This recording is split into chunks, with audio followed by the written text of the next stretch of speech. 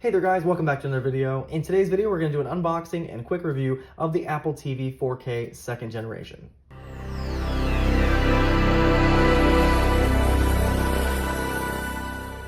Now I did end up buying this on Prime Day from Amazon for $109 on sale. This is the 32 gigabyte model. Normally these run $179 for the 32 gig and $199 for the 64 gig from Apple directly. So the Apple TV 4K second generation was released last year in 2021, the first generation back in 2017. Of course, one of the biggest differences you'll notice right on the box is of course that Siri Remote.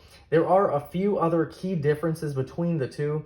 Of course, we're going from an A10X Fusion chip to an A12 Bionic chip. The second generation also offers support for high frame rate HDR video up to 60 frames per second. You do get HDMI 2.1 support as well as Wi-Fi 6 support and ARC and eARC. All right, so let's go ahead and get into the unboxing here. So taking a quick look at the box, you can see we have a photo of the Apple TV itself and that new Siri Remote. It does actually have a little texture to it, which is pretty nice. Of course, Apple-esque. You have Apple TV 4K logo right there. Nothing on this side, nothing on this side. And then on the side, we have the 4K HDR 32 gig, and then we have our model information on the side as well.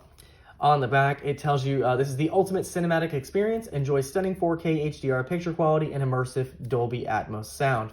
The App Store offers all these apps here. You can pair with a HomePod, of course, AirPods, and use AirPlay from your iOS or iPadOS devices. All right, and let's go ahead and open it up and see what comes in the box.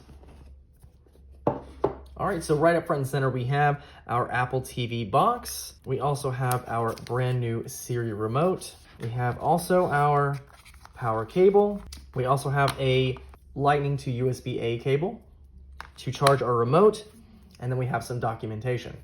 And here's everything that comes in the box. All right, doing a quick comparison between the old and the new remote, I have the Apple TV 4K first generation versus the Apple TV second generation. So the first generation remote is very similar to the Apple TV HD. However, the biggest change was the menu key with a white ring around it and a little texture around it as well. The second generation Apple TV 4K is completely redesigned and looks absolutely gorgeous. So there's a big difference in materials and button layout. So as you can see on the original remote, we had a menu key. We no longer have that. We have a back key to replace it, which is nice to see. We still have the TV home remote in the same spot. The Siri button is now moved to the side on the new remote, as you can see here. In its place, we have the play pause button, which is still down at the bottom on the original remote. Now you can also see the difference here is the play button is filled in. It's white completely, and it's an outline on the new remote. We do have now a mute button on the new remote, which is nice to see, including the volume rocker, which was there previously. Another big change is the HD and the first generation 4K had a glass trackpad where you could click anywhere on it. You could also just swipe to slide through different menus. Now you have that trackpad in the center, and you also have a four-way toggle that is clickable. Another thing you'll notice is a power button and a light. So you do have that power button and light, so you can turn the TV off with ARC, which is really nice to see. Now you can definitely tell that the new one is thicker, but it's also rounded and has a much nicer feel in hand versus the smaller Apple TV remote. I also feel like this one will be a lot more durable than this one because this one is made of glass on the front, and I have seen many people where they have dropped this and it just broke, just shattered, just like an iPhone screen. So it's really nice to see that this is a completely metal aluminum design and looks really, really nice. Now, you do charge these both with Lightning, as you can see. The battery in this remote lasted forever. It would last months on end. I'm sure the same will go for this one. One thing I did want to note here is that on the bottom, you can see we do have screws. So it is possible maybe we could replace the battery in that also. Now, comparing the actual Apple TV boxes is a little more difficult because they look exactly the same. I bet you can't tell which one is which. They have the same exact thickness, same exact ports. The only way you'd be able to tell them apart is literally by looking at the model number on the bottom of them. They look exactly alike. All right, so I'm gonna go ahead and set up the Apple TV. So simple to set up here. So you just wanna plug in the power in the back here. You have your HDMI. That's gonna go from the Apple TV to your actual TV. And you also have an Ethernet port. So if you wanna have it directly connected to your router, you can. So I actually have that for mine. And mine's gonna be pretty easy because I already have an Apple TV 4K 2017. I'm just gonna swap out the cables themselves. But if you're doing this for the first time, you have your power, your HDMI, and your Ethernet if you're going to use that. If you're using Wi-Fi, then don't worry about that. All right, so now we're going to plug it in for the first time, and it should just turn on, hopefully. All right, so I have a blinking white light. All right, upon first boot, it does tell you in multiple languages to press the center key. So we'll go ahead and press the center key here. So let's see, there we go. All right, so it's showing our new remote on the side. We choose our language. All right, we're choosing our region. So pop up United States as our top choice. We have our data and privacy, so we'll hit continue here. Automatically set up your Apple TV, so you can set it up with your iPhone or set it up manually. So I will set it with my iPhone. All right, and then unlock your iPhone, iPad, or iPod Touch, connect it to a Wi-Fi network, turn on Bluetooth, and hold the device close to Apple TV. All right, so I have my iPhone here, so I'll go ahead and take it near the Apple TV.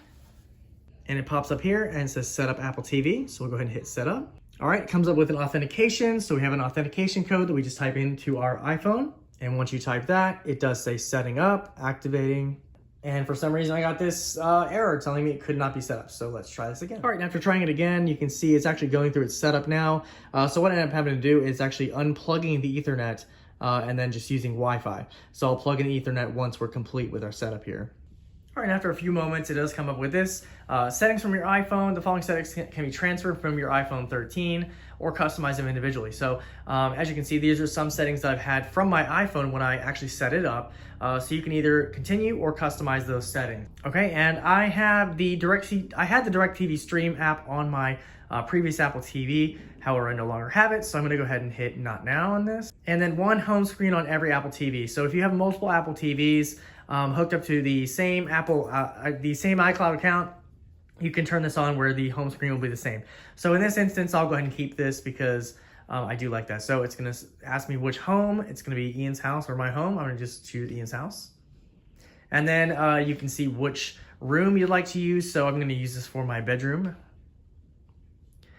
See the world. So this is your aerial screensaver.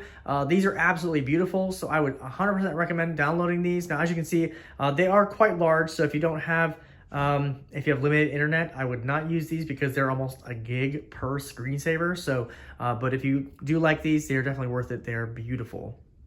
We have our app analytics. So if you want to share that with app developers, you can, or you can click don't share. I'll share with them.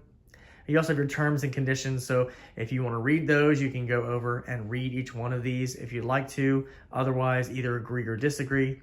You have to agree to actually use it. Now it's saying switch to Dolby Vision. Dolby Vision, if your TV has it, actually improves the picture quality on your TV. So it looks really, really nice. So I would definitely recommend this if you do have a Dolby Vision capable television. So I'm going to choose Dolby Vision. I have used that on the previous Apple TV I had. And as you'll see, it actually goes dark for a moment, but it will change over to the Dolby Vision settings. So you will notice a little difference. So in the top corner, it does say Dolby Vision, and it does say Apple TV switch to your TV to 4K Dolby Vision at 60 Hertz. So if you don't want to change that, it'll automatically cancel it. If not, hit OK. So we will hit OK. And now we are at our home screen. Now, as you can see, I have nothing on my home screen, so I will have to go in and download all my stuff. Or well, actually it looks like it's starting to download all my files or all my apps. And as you can see, it's actually downloading the actual layout I previously had. So that's pretty nice. All right, so now setup has been completed and our apps are loaded here. And one big difference with this newer Apple TV is the processor is a little bit faster. So let's go ahead and test it out real quick here. So we'll go on YouTube. And YouTube should load pretty quickly, as you can see here. We'll go into a video. And then one thing I'd like to test out is just how long it takes to clear up the picture. So it looks like picture looks pretty good here. One great thing is we have a mute button on here, so I can actually mute this. You didn't have that on the previous Apple TV remote. Now I just want to see how long it takes to get to a different part of the video. All right, as you can see, it cleared up very quickly. So we'll try that again. We'll go to another part of the video here.